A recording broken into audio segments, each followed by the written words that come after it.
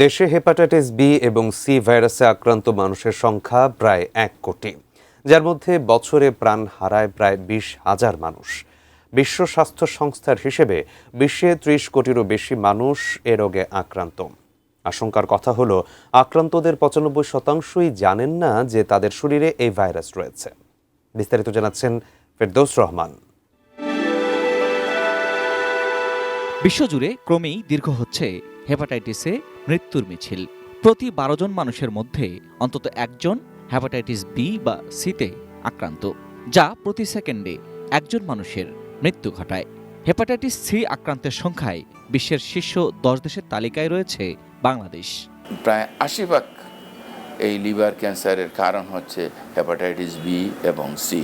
দেখা গেছে পৃথিবীর যে জনসংখ্যা, মোট জনসংখ্যার প্রায় ৩% হেপাটাইটিস বি সিতে আক্রান্ত।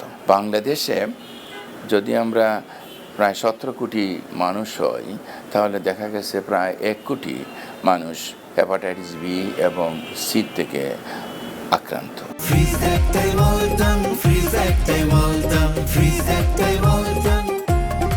সবচেয়ে বড় শঙ্কার বিষয় হল হেপাটাইটিস বি এবং সি সম্পূর্ণ লক্ষণবিহীন। লিভারের ৭০% ক্ষতিগ্রস্ত না হওয়া পর্যন্ত কোনো ব্যক্তি এই উপসর্গ টেরই পান না। আপনি যদি জানতে পারেন শুধু যে এইরকম একটা রোগ আছে, তাহলে সেটার জন্য কি করতে হবে? আপনি একটা টেস্ট করতে হবে।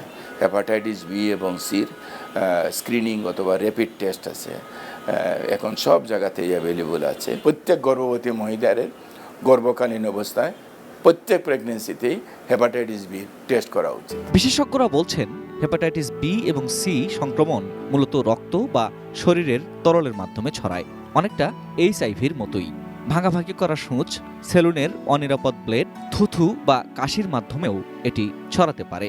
তবে জন্মের সময় মা থেকে শিশুর শরীরে এটি ছড়ায় সবচেয়ে বেশি। গর্ভাবস্থায় যাদের হেপাটাইটিস বি থাকে, তার থেকে যে সংক্রমণ হয়, এটা হচ্ছে গিয়ে হেপাটাইটিস বি সংক্রমণের প্রধান কারণ। প্রায় ৬০% হেপাটাইটিস বি এই গর্ভবতী অবস্থায় যাদের হেপাটাইটিস বি আছে, তাদের থেকে সংক্রমিত হয়ে থাকে।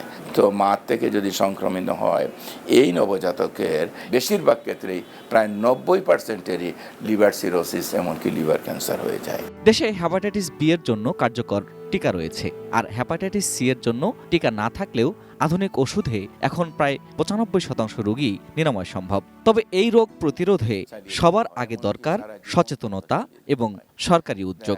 বি অনেক সময় দেখা যায় মানুষ দীর্ঘদিন ২ বছর ৩ বছর ধরে একই ওষুধ খাচ্ছে, ৪ বছর ধরে, তখন মানুষ ধৈর্যহারা হয়ে যায়। কেউ কেউ আবার ঔষধের মানে খরচটা বিয়ার করতে পারে না, তাই বন্ধ করে দেয়। তো একটাই কথা বলবো, যে সচেতনতা এবং testing.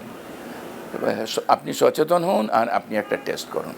Ferdous Rahman, ATN news, Dhaka.